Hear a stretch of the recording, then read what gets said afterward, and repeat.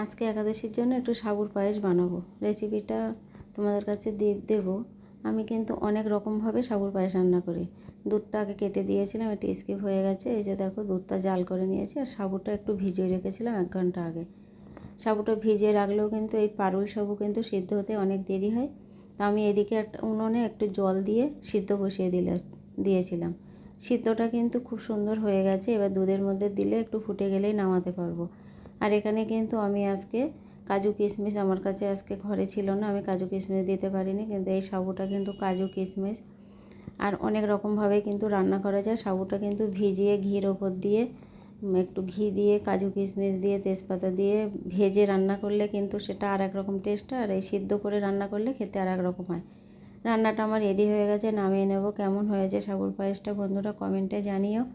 আমি ওই ঘিয়ের ওপরে ভেজে রান্নার রেসিপিটা তোমাদের কাছে একবার দিয়ে দেবো।